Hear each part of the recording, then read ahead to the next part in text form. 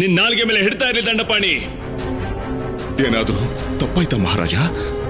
ಬಹಳ ದೊಡ್ಡ ತಪ್ಪಾಗಿದೆ ದಂಡಪಾಣಿ, ಬಹಳ ದೊಡ್ಡ ತಪ್ಪಾಗಿದೆ. ನಿನ್ನ ತಪ್ಪನ್ನ ಸರಿ ಮಾಡ್ಕೋ. ದಾರುಗಳ ದಾಸಿ ಅವಳು. ಯಾವುದೇ ದೊಡ್ಡ ವಿಶೇಷಣ ಹಾಕೋ ಅಗತ್ಯನೇ ಇಲ್ಲ ಅವಳ ಹೆಸರಿನ ಮುಂದೆ.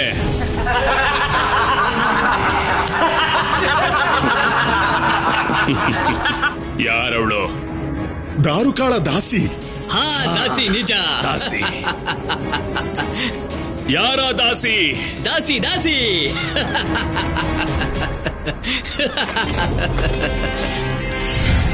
ಅಸುರ ರಾಜ ತಾರಕಾಸುರರಿಗೆ ಜಯವಾಗಲಿ, ಅಸುರ ರಾಜ ತಾರಕಾಸುರರಿಗೆ ಜಯವಾಗಲಿ.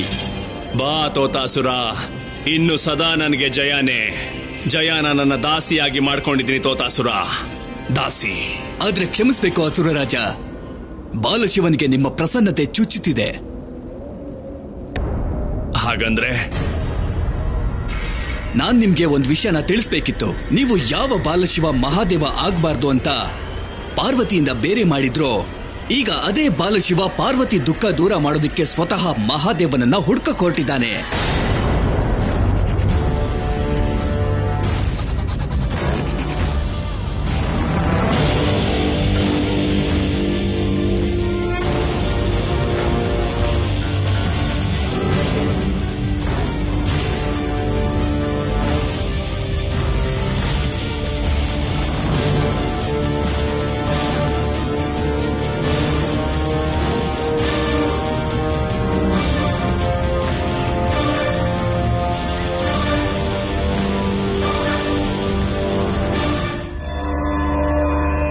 ಏನ್ ಹೇಳ್ತಾ ಇದೀಯ ಮೂರ್ಖ? ನಾನ್ ನಿಜಾನೇ ಹೇಳ್ತಾ ಇದ್ದೀನಿ ಅಮ್ಮ.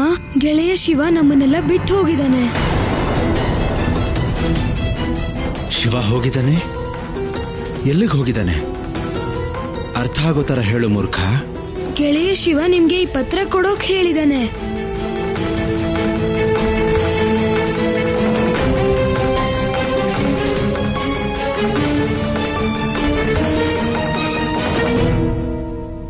ಶಿವ ಈ ಪತ್ರ ಯಾಕೆ ಕೊಟ್ಟಿದ್ದಾನೆ?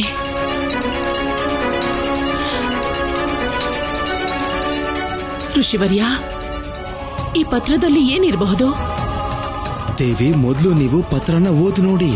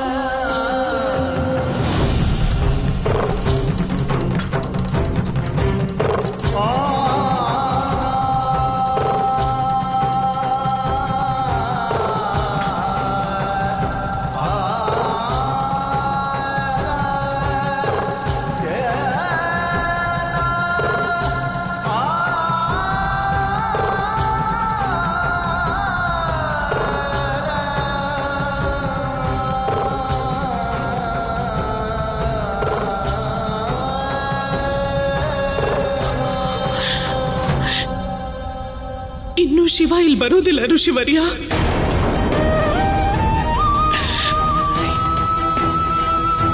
ಯಾವತ್ತೂ ಬರಲ್ಲ ನನ್ನ ಶಿವ. ಯಾಕಂದ್ರೆ ಶಿವನಿಗೆ ಮಹಾದೇವ ಸಿಗೋದೇ ಇಲ್ಲ.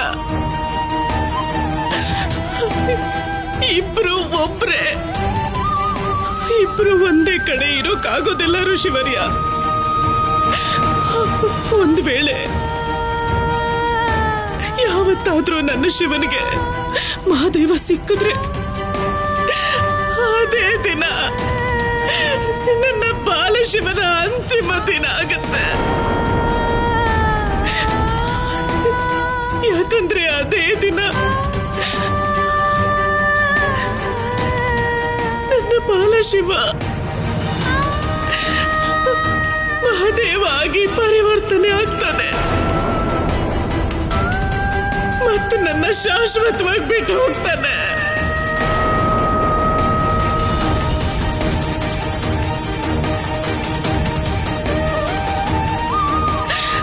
ವ್ರತ ಸಫಲ ಆದ್ರೂ ನಿಷ್ಫಲ ಆಯ್ತು. ನಾನು ಶಿವನನ್ನ ಪಡ್ಕೊಂಡ್ರು ಕಳ್ಕೊಂಡ್ಬಿಟ್ಟೆ.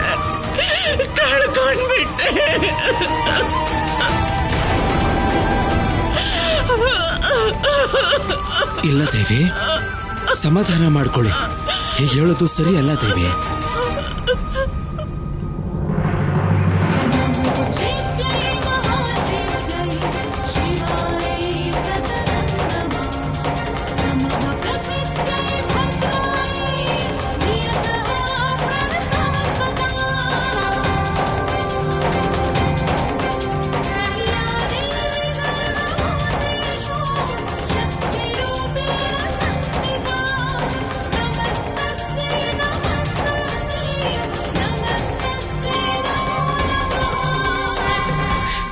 ದೇವಿ ಪಾರ್ವತಿ, ನಿಮ್ಮ ಈ ಭಕ್ತೆ ತುಂಬಾ ಕಷ್ಟದಲ್ಲಿದ್ದಾಳೆ. ಇನ್ನು ಈ ದುಃಖನ ಸಹಿಸ್ಕೊಳ್ಳೋದಕ್ಕಾಗಲ್ಲ. ನಾನು ಕಳ್ಕೊಂಡಿರೋದನ್ನ ಪಡ್ಕೊಳ್ಳೋದಕ್ಕೋಸ್ಕರ ನಿರಂತರವಾಗಿ ಒದ್ದಾಡ್ತಾ ಇದ್ದೀನಿ.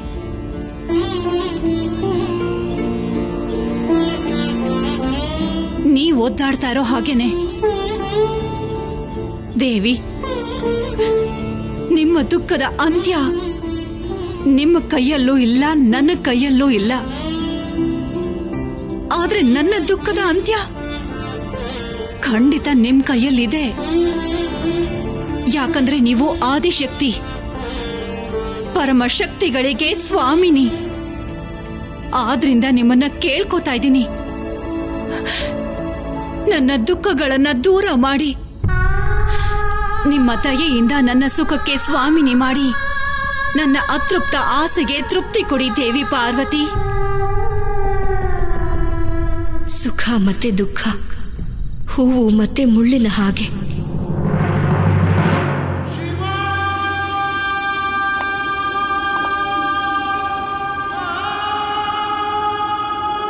ಪ್ರಭು,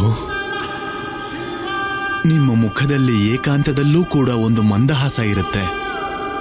ಸಂತೋಷ ಅನ್ನೋದು ಮನಸ್ಸಿನ ಒಳಗಿರಬೇಕು ನಂದಿ. ಅದು ನಮ್ಮ ಅಂತರ್ಮನದ ಭಾವನೆಯಾಗಿರುತ್ತೆ. ನಾವು ಶುದ್ಧ ಚೇತನವನ್ನ ಸ್ವೀಕಾರ ಮಾಡಿದ್ರೆ ಯಾರಲ್ಲೂ ಯಾವ ಭೇದನೂ ಇರೋದಿಲ್ಲ.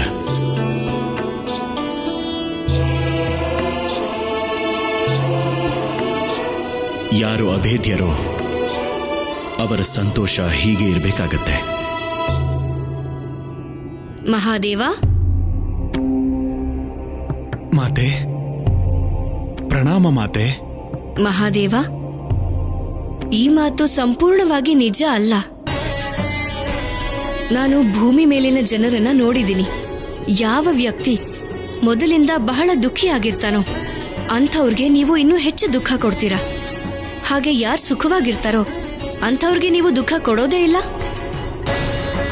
ಇದು ಭೇದ ಅಲ್ವಾ ಮಹಾದೇವ?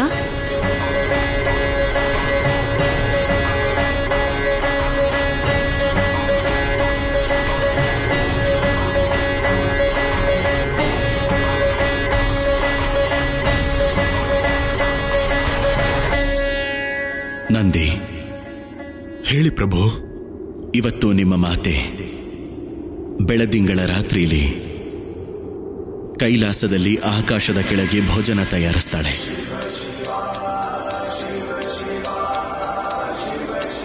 ಅಲ್ವಾ ಪಾರ್ವತಿ? ಭೋಜನ ತಯಾರಿಸ್ತೀಯ ಅಲ್ವಾ?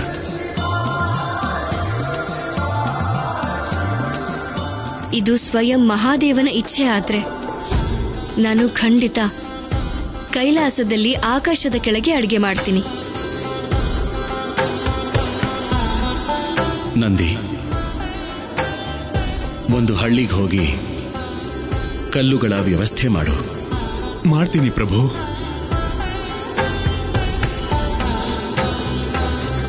ನಿಮ್ಗೆ ಇದ್ದಕ್ಕಿದ್ದ ಹಾಗೆ ಊಟ ಮಾಡೋ ಆಸೆ ಯಾಕೆ ಬಂತು ಮಹಾದೇವ? ಜೊತೆಗೆ ಕಲ್ಲಿನ ಹಿಂದೆ ಏನ್ ರಹಸ್ಯ ಇದೆ? ಕಲ್ಲು ಸಮಾಜದ ಪ್ರತಿನಿಧಿಯಾಗಿರುತ್ತೆ. ಅದರ ಸುಖ ದುಃಖದ ಚಿಂತೆ ನಿನಗಿದೆ. ಇದರಿಂದ ಮನೆ ನಿರ್ಮಾಣವಾಗುತ್ತೆ. ಅದರಲ್ಲಿ ಜನರು ವಾಸ ಮಾಡ್ತಾರೆ.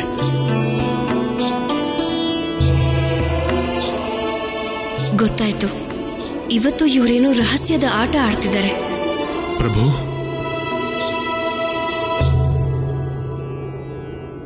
ನೀನು ಇವುಗಳನ್ನ ಎಲ್ಲಿಂದ ತಂದೆ? ಪ್ರಭು, ಕೆಳಗಡೆ ಇರೋ ಊರಲ್ಲಿ ಬಹಳ ಮನೆಗಳಿವೆ. ಆ ಮನೆಗಳನ್ನ ಸರಿಯಾಗಿ ನೋಡ್ಕೊಳ್ತಿಲ್ಲ. ಆ ಮನೆಯ ಬೀಳೋ ಹಾಗಿರೋ ಗೋಡೆಗಳಿಂದ ನಾನು ಇವುಗಳನ್ನ ತಗೊಂಡ್ ಬಂದೆ ಪ್ರಭು. ಆ ಮನೆ ಮೊದಲೇ ಶಿಥಿಲವಾಗಿತ್ತು. ನೀನದನ್ನ ಇನ್ನಷ್ಟು ದುರ್ಬಲ ಮಾಡಿದ್ಯಾ ನಂದಿ. ಈ ಕಲ್ಲುಗಳನ್ನ ದೃಢವಾದ ಮನೆಯಿಂದನೂ ತರಬಹುದಿತ್ತಲ್ವಾ? ಆದ್ರೆ ಪ್ರಭು, ಆ ಮನೆಯಲ್ಲಿ ವಾಸವಿರುವಂತ ಜನರು ತಮ್ಮ ಮನೆ ಗೋಡೆಗಳನ್ನ ಸರಿಯಾದ ರೀತಿಯಲ್ಲಿ ಕಟ್ಟಿದ್ರು ಪ್ರಭು. ಅದು ತುಂಬಾನೇ ಸುಂದರವಾಗಿ ಕಾಣ್ತಾ ಇತ್ತು. ಅದರಿಂದ ಆ ಸೌಂದರ್ಯನ ಹಾಳು ಮಾಡೋದು ಸರಿ ಅನ್ನಿಸ್ಲಿಲ್ಲ ಪ್ರಭು. ಪಾರ್ವತಿ, ಇದೇ ನಿನ್ನ ಪ್ರಶ್ನೆಗಳಿಗೆ ಉತ್ತರ. ಯಾರು ತಮ್ಮ ಮನೆಯ ಗೋಡೆಗಳನ್ನ ಸರಿಯಾದ ರೀತಿಯಲ್ಲಿ ಕಟ್ಟಿರ್ತಾರೋ, ಯಾರು ತಮ್ಮ ಒಳ್ಳೆಯ ಕಾರ್ಯಗಳಿಂದ ತಮ್ಮ ಜೀವನವನ್ನ ಸುಂದರವಾಗಿ ಇಟ್ಕೊಂಡಿರ್ತಾರೋ ಅವರಿಗೆ ದುಃಖ ಹೇಗಾಗತ್ತೆ?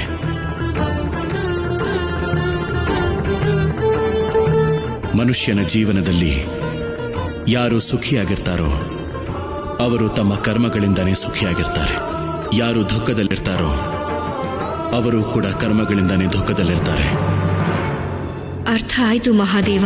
ಏನೇ ಇದ್ರೂ ಎಲ್ಲ ನಮ್ಮ ಕರ್ಮಗಳ ಫಲಾನೆ. ಈಗ ದಾರುಕಾ ಕೂಡ ಕೊಟ್ಟಿರೋ ಮಾತನ್ನ ದುರುಪಯೋಗ ಪಡಿಸ್ಕೊತಿದ್ದಾಳೆ. ದೇವಿ ಪಾರ್ವತಿ, ಆಶೀರ್ವಾದ ಮಾಡಲ್ವಾ? ನಿನಗೆ ಆಶೀರ್ವಾದ ಮಾಡೋದು ನನಗೆ ಅನಿವಾರ್ಯ ದಾರುಕಾ. ನಾನ್ ಕೊಟ್ಟಿರೋ ಮಾತನ್ನ ಕಾಪಾಡೋದಕ್ಕೆ ನಿನ್ನ ಎಲ್ಲ ಆಸೆಗಳನ್ನು ಪೂರ್ತಿ ಮಾಡಲೇಬೇಕು. ಎಲ್ಲ ನಿಮ್ಮ ದಯೆ ದೇವಿ. ಆದ್ರೆ ನೆನಪಿರ್ಲಿ, ನನ್ನನ್ನ ಬಹಳ ಸಮಯದ ತನಕ ನೀನು ನಿನ್ನ ವರದ ಬಂಧನದಲ್ಲಿ ಬಂಧಿಸಿ ನಿನ್ನ ಜೊತೆ ಇಟ್ಕೊಳ್ಳೋದಕ್ಕಾಗಲ್ಲ. ಮತ್ತೆ ಇದು ನೆನಪಿರ್ಲಿ, ವರದ ದುರುಪಯೋಗದಿಂದ ನಿನ್ನ ತಪಸ್ಸಿನ ಶಕ್ತಿ ಕ್ಷೀಣ ಆಗತ್ತೆ. ಆದ್ರಿಂದ ದಾರುಕಾ, ನಿನ್ನ ಪ್ರತಿಯೊಂದು ಹೆಜ್ಜೆಯನ್ನು ಯೋಚನೆ ಮಾಡಿ ಇಡು. ದೇವಿ ಪಾರ್ವತಿ, ನಾನು ತೀರ್ಮಾನ ಮಾಡಾಗಿದೆ. ಮತ್ತೆ ನನ್ನ ತೀರ್ಮಾನ ಬದಲಾಗೋದಿಲ್ಲ. ನನಗ್ ಬೇಕಾಗಿರೋದು ಸುಖ ಅಷ್ಟೇ. ಮತ್ತೆ ನೀವು ನನಗೆ ಆ ಸುಖ ಕೊಡ್ಲೇಬೇಕು. ನೀವು ನನ್ನ ಜೊತೆಗೆ ಇದ್ದು ನಾನು ಸುಖವಾಗಿ ಜೀವನ ಮಾಡೋದನ್ನ ನೀವು ನೋಡ್ಲೇಬೇಕಾಗತ್ತೆ. ಯಾಕಂದ್ರೆ ನೀವಿಲ್ಲಿಂದ ಹೋಗ್ಬೇಕು ಅಂತಂದ್ರೆ ನಾನ್ ನಿಮ್ಗೆ ಹೋಗೋದಿಕ್ಕೆ ಅನುಮತಿ ಕೊಡ್ಬೇಕು. ಅದನ್ನ ನಾನು ಯಾವತ್ತೂ ಕೊಡೋದೂ ಇಲ್ಲ.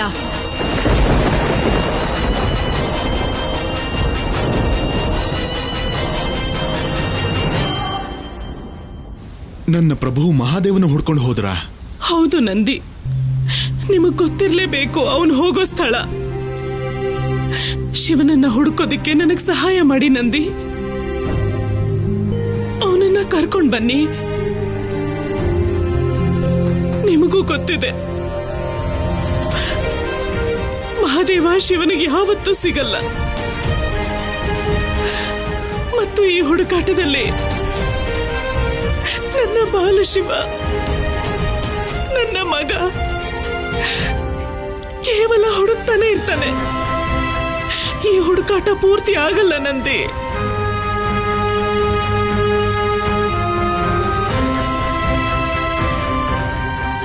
ನೀವು ಚಿಂತೆ ಮಾಡಬೇಡಿ ದೇವಿ, ನಾನು ಈಗಲೇ ಪ್ರಭುನ ಹುಡ್ಕೋದಕ್ಕೆ ಹೋಗ್ತೀನಿ. ಬರೋವಾಗ ಜೊತೆಗೆ ಕರ್ಕೊಂಡೇ ಬರ್ತೀನಿ. ಈಗ ನನಗೆ ಅಪ್ಪಣೆ ಕೊಡಿ ದೇವಿ. ಅಮ್ಮ,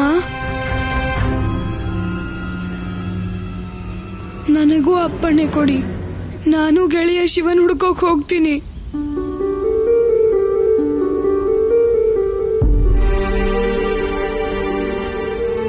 ನೀನ್ ಹೋಗಿ ಏನ್ ಮಾಡ್ತೀಯ ಮೂರ್ಖ?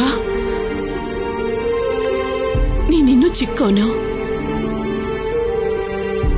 ನಂದಿ ಹೋಗ್ತಿದಾರಲ್ಲ, ನಂದಿ ಶಿವನನ್ನ ಕರ್ಕೊಂಡ್ ಬರ್ತಾರೆ ಮೂರ್ಖ. ಬೇಡ ಅಮ್ಮ, ನನ್ನ ತಡಿಬೇಡಿ. ನಾನು ಶಿವನ್ ಗೆಳೆಯ, ಆಪ್ತ ಗೆಳೆಯ. ಗೆಳೆತನದ ಧರ್ಮನೇ ಗೆಳೆಯನ ಸುಖ ದುಃಖದಲ್ಲಿ ಜೊತೆಯಾಗಿರೋದು.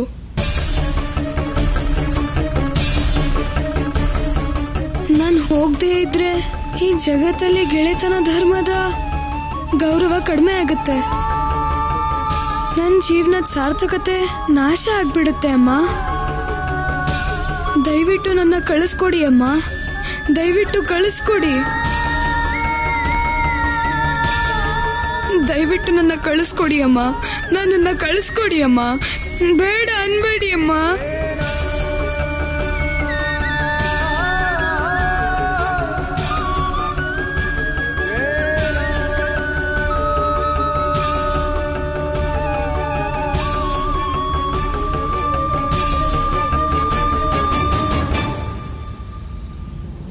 ಹೋಗ್ಬಾ.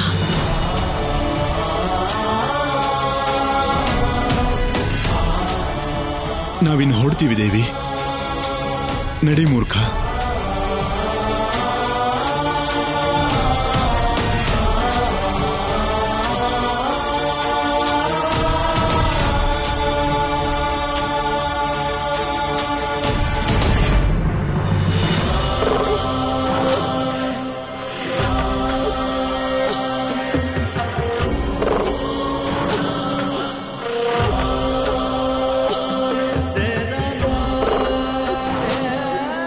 ಅಮ್ಮ ನನಗೆ ಯಾವಾಗಲೂ ಹೇಳ್ತಾ ಇರ್ತಾರೆ, ಮಹಾದೇವ ಕಣ ಕಣದಲ್ಲೂ ಪ್ರತಿಯೊಬ್ಬರ ಮನಸ್ಸಲ್ಲೂ ವಾಸ ಮಾಡ್ತಾರೆ. ಮತ್ತೆ ನನಗೆ ಧ್ಯಾನದಲ್ಲೂ ಕೂಡ ನೀವಿರೋ ಅನುಭವ ಆಗ್ತಾ ಇರುತ್ತೆ. ಆದರೆ ಪ್ರತ್ಯಕ್ಷವಾಗಿ ನಾನು ಯಾಕೆ ನಿಮ್ಮನ್ನ ತಲುಪೋಕ್ಕಾಗ್ತಾ ಇಲ್ಲ ಮಹಾದೇವ? ದಂಡಪಾಣಿ, ಹೇಳಿ ಮಹಾರಾಜ.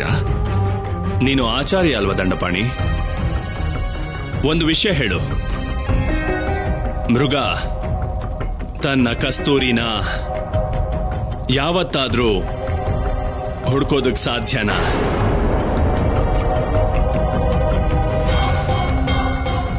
ಹೇಳು ದಂಡಪಾಣಿ.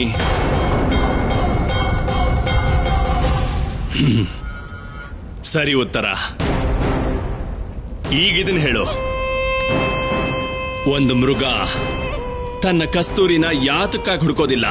ಯಾಕಂದ್ರೆ ಅದು ಕಸ್ತೂರಿನ ಹೊರಗಡೆ ಹುಡುಕುತ್ತೆ, ಆದ್ರೆ ಕಸ್ತೂರಿ ಅದರ ಮೈ ಮೇಲೆ ಇರುತ್ತೆ. ಇದು ಸರಿಯಾದ ಉತ್ತರ ದಂಡಪಾಣಿ, ಖಂಡಿತವಾಗ್ಲೂ ಸರಿಯಾದ ಉತ್ತರ. ಈಗ ಅದೇ ರೀತಿ ಆ ಬಾಲಶಿವ ಕೂಡ ಮೃಗದ ಹಾಗೆ ಸದಾ ಮಹಾದೇವನ್ನೇ ಹುಡುಕ್ತಾ ಇರ್ತಾನೆ. ಅವನು ಯಾರನ್ನ ಹುಡುಕೋ ಪ್ರಯತ್ನ ಮಾಡ್ತಿದ್ದಾನೋ ಅವನನ್ನ ಯಾವತ್ತೂ ಹುಡುಕೋದಕ್ಕಾಗಲ್ಲ. ಯಾಕಂದ್ರೆ ಅವನು ಸ್ವತಃ ಮಹಾದೇವ. ಆದ್ರಿಂದ ಚಿಂತೆ ಮಾಡೋ ಯಾವ ಅಗತ್ಯನೂ ಇಲ್ಲ, ಅಗತ್ಯನೇ ಇಲ್ಲ. ಆದ್ರೆ ತಾರಕ, ಹೇಳಿ ಅಮ್ಮ.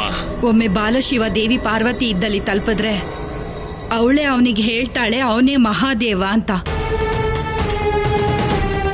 ಆಮೇಲೆ ಎದುರಾಗೋ ಅಪಾಯನ ನೀನೇ ಅನುಭವಿಸ್ಬೇಕಾಗುತ್ತೆ. ಅದನ್ನ ಎದುರಿಸೋದು ಕಷ್ಟ ಆಗುತ್ತೆ. ನೀವು ನಿಶ್ಚಿಂತೆಯಿಂದ ಇರಿ ಅಮ್ಮ, ನಾನು ಹಾಗಾಗಕ್ ಬಿಡೋದಿಲ್ಲ. ಅಗತ್ಯ ಬಂದ್ರೆ ದಾರುಕ ಇರೋ ವನದ ಸ್ಥಾನನೇ ಬದಲಾಯಿಸ್ತೀನಿ.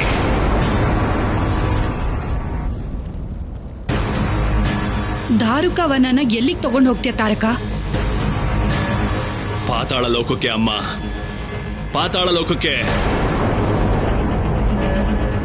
ನಾನು ಒಂದು ಸಲ ದಾರುಕ ಇರೋ ವನನ ಪಾತಾಳ ಲೋಕಕ್ಕೆ ತಂದುಬಿಟ್ಟೆ ಅಂದ್ರೆ ಆಗ ಪಾರ್ವತಿಯ ಸಂಪರ್ಕ ಬಾಲಶಿವನಿಂದ ಮುರಿದು ಬೀಳುತ್ತೆ. ಅವಳ ಸಂಪರ್ಕ ಬಾಲಶಿವನಿಂದ ಮುರಿದು ಬಿದ್ರೆ ಅವರಿಬ್ರು ಭೇಟಿ ಆಗೋದೇ ಇಲ್ಲ. ಅವರಿಬ್ರು ಭೇಟಿ ಆಗದೇನೆ ಇದ್ರೆ ನನ್ನ ದಾರಿಲಿ ಯಾವುದೇ ಕಷ್ಟ ಇರೋದಿಲ್ಲ. ನನ್ನ ದಾರಿಲಿ ಕಷ್ಟ ಅನ್ನೋದೇ ಇಲ್ಲ ಅಂದ್ರೆ ಅಮ್ಮ, ಆಗ ಕೇವಲ ನಾನೇ ಉಳಿಯೋದು. ಅಜರ, ಅಮರ, ತ್ರಿಲೋಕ ವಿಜೇತ ತಾರಕಾಸುರ. ಹರ ಹರ ಮಹಾದೇವ, ಹರ ಹರ ಮಹಾದೇವ. ನಂದಿ, ನೀವು ಕಣ್ಮುಚ್ಕೊಂಡು ಗೆಳೆಯ ಶಿವನ ಹೇಗ್ ಹುಡುಕ್ತೀರಾ? ಪ್ರಭು ಸದಾ ಕಣ್ಣು ಮುಚ್ಚಿದಾಗ್ಲೇ ಕಾಣೋದು ಮೂರ್ಖ. ಮತ್ ನನಗೆ ಅವರು ಇಲ್ಲೇ ಇರೋ ಅನುಭವ ಆಗ್ತಾ ಇದೆ.